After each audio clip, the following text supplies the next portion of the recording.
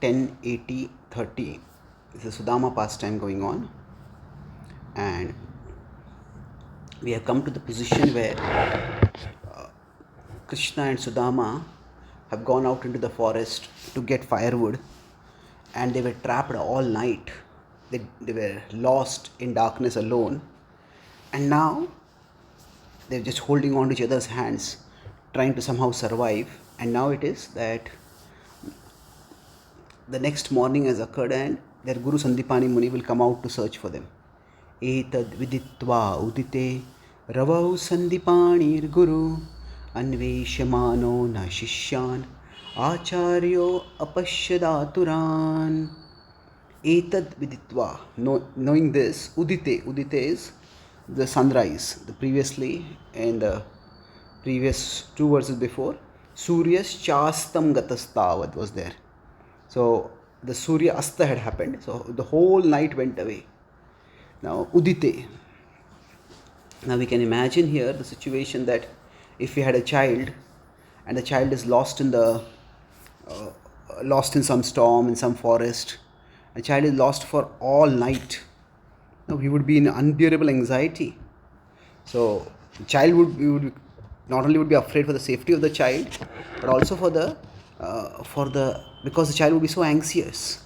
So it was all night that Sudama and Krishna were Gruhitvahasa. They were holding hands, wandering in the forest, trying to find their way home. It was completely dark. So Ravau Sandipanir Guru. So Ravau, when the sun rose, Sandipani Guru, their Guru. Now the Guru-disciple relationship has many different dimensions to it. Now, generally, we think of the Guru as giving instruction, and that's the Guru gives spiritual knowledge and Guru gives instruction, and that's definitely important. It's a vital part. But especially when children are going to the spiritual master's place to stay over there, there the Guru is like a parent.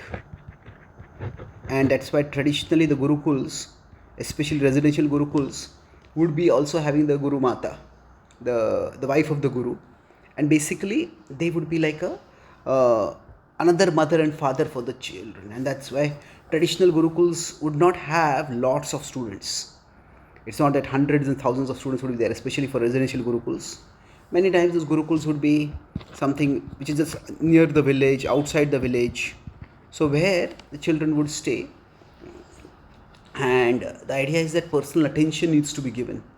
So Sandipani Muni is their Guru, but he's also like a father figure for them, and he feels personally responsible that what has happened to my students who are like my children. In the Indian culture, quite often, even if somebody is just a neighbor's son, an older person will refer to them, like a son, beta, beti. So it is a sense of responsibilities there. And anveshamano na shishyan. He was searching for his disciples. So Krishna is speaking to Sudama. So it's na first person. Acharya pashyadaturan. So the Acharya found him. Now if you consider the situation of Sandipani Muni as compared to Krishna and Sudama. Krishna and Sudama were living in the Gurukul relatively for a short time. Now we know Krishna lived in the Gurukul for a very short while. He had like accelerated Gurukul, just like we may have a accelerated learning program. Krishna had an accelerated Gurukul stay. So Sudama, we don't know how long he stayed over there. It's not specifically mentioned, at least in the Bhagavatam. But in the accelerated Gurukul stay, it is not that Krishna and Sudama, at least Krishna had time to wander around in the nearby forests, to search out, to know the various localities, various places. So that's how Krishna and Sudama were lost. But now Sandipani Muni had his ashram there for a long time. He knew the forest. He knew the area around him. So therefore, it was he who came out to find Krishna and Sudama. And Krishna and Sudama, so they were found, and Aturan means they were distressed. The word Atur can mean eager sometimes. Krishna Atur, it means eager. But generally, Broadly speaking, the word atur means having strong emotion. So here the strong emotion was, there was anxiety. In the previous verses it was described that it was not just that they were lost, there was even a threat for their life, because along with the storm there was a flood and the water was rising, and because because Krishna and Sudama didn't know the territory, so they didn't know where there's a highland and lowland. If they go toward the lowland, then they might be drowned in the flood. So that's why they were constantly wandering. So they were aturan. And now, what is the, when he's found, when Sudama, when sorry, Sandipani Muni finds his students, what does he speak? There is relief. You'll see that his emotions go from relief, okay, you are safe. But beyond relief, there is joy and there is even pride in his disciples. That is, let's see the kind of statements that that Sandipani Muni makes for Krishna and Sudama. That is a dream of every disciple, that their spiritual master makes statement like this to them. Aho he putraka yuyam asmad artheti dukkhitah atma vai praninam preshthas tam anadritya matparaha. So, aho he putraka yuyam. So I mentioned about how there was a very affectionate relationship, the father-son relationship. The word uses putraka. He does not use the word shishya.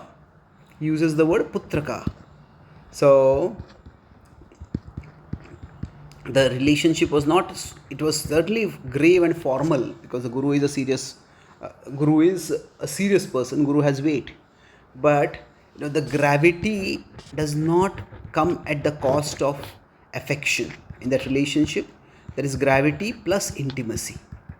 There is, so aho he putraka yuyam, oh all of you my sons, asmad arthe iti dukkhitaha, for my sake you took so much trouble. Ati dukkhitaha.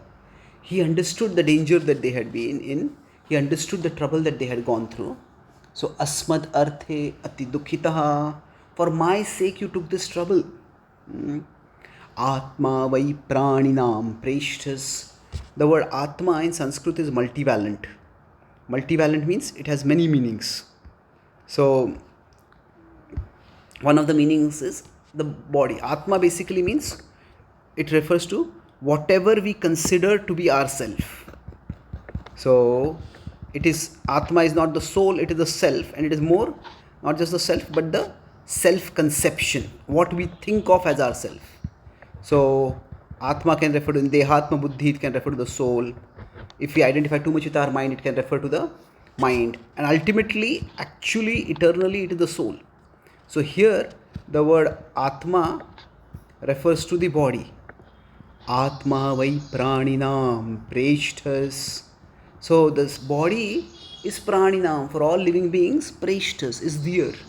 It's why certainly, the body is certainly dear for everyone. Tam anadritya matparaha. That body which is so dear to everyone, you anadritya. Now, adar means respect. Anadritya means to disregard, to put into danger, to sacrifice. Tam anadritya matparaha.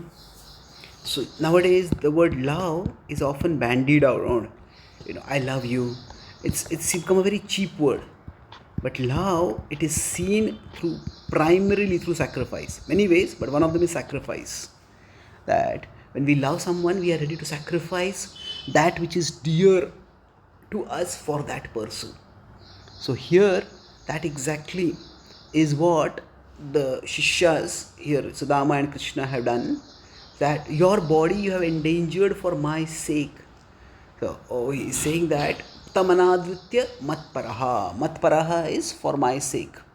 Now in the Bhagavad Gita, Krishna uses the word matparaha many times when he is talking about how we should become devoted to him. That paraha often means supreme.